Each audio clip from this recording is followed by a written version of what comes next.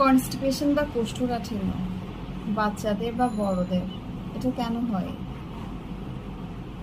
আমাদের শরীরে কিছু হেলদি ব্যাকটেরিয়া থাকে, গুড ব্যাকটেরিয়া। বাচ্চাদেরকে যখন আমরা প্রসেস ফুড খাওয়ানো শুরু করছি অথবা ফর্মুলা দুধটা খাওয়ানো শুরু করছি, এখন তো এটা একদম কমন হয়ে গেছে। অনেক ক্ষেত্রে দেখা যায় প্রথম দিন থেকে আমরা ফর্মুলা দুধটা দেওয়া শুরু করে দিচ্ছি।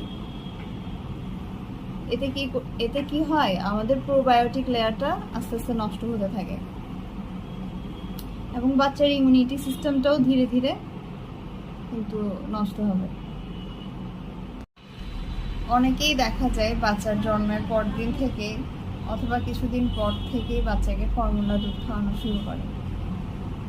এতে আপনার বাচ্চার ক্ষতিটা নিজেই ডেকে আছে। আবার অনেক ক্ষেত্রে দেখা যায় আমরা বাচ্চাদেরকে সুজি খাওয়াচ্ছি 6 মাস বুকের দুধ খাওয়ানোর পর আমরা চিন্তা করি বাচ্চাকে কি খাওয়াবো। অনেকে দেখা যায় বাচ্চাকে সুজি খাওয়াচ্ছেন, গরুর দুধ খাওয়াচ্ছেন, গরুর দুধ সুজি একসাথে খাওয়াচ্ছেন এবং প্রতিদিন এটা কন্টিনিউ করছেন। চালের গুঁড়ি খাওয়াচ্ছেন।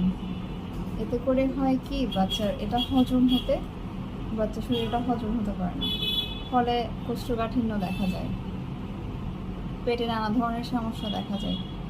তো চেষ্টা করবেন বাচ্চাদেরকে সুজি, গরুর দুধ, চালের গুঁড়ো এই জাতীয় খাবারগুলো না খাওয়ানোর জন্য। এজন্য সহজ পাত্র খাবার খেতে হবে যারা এই সমস্যায় ভুগছেন। এখন কথা বলবো কিছু মেডিসিন নিয়ে। একটা চমৎকার মেডিসিন হচ্ছে নাক্স ভূমিকা। যাদের পেট পরিষ্কার হয় না এবং রাত জাগা টেন্ডেন্সি বেশি, তাদের ক্ষেত্রে কিন্তু মেডিসিনটা দারুণ কাজ করে। আরেকটা মেডিসিন হচ্ছে অ্যালুমিনা। যেসব বাচ্চারা প্যাকেট জাতীয় খাবার খায়, প্রসেস ফুড খাচ্ছে, ফর্মুলা দুধ খাচ্ছে, আর যেসব বড়দের ক্ষেত্রে যারা প্রসেস ফুডে অভ্যস্ত, প্রতিদিন এটাতে অভ্যস্ত, এদের ক্ষেত্রে কিন্তু খুব ভালো কাজ করবে এটা। লাইকোপোডিয়াম লিডারশিপ সম্পন্ন ব্যক্তিত্ব,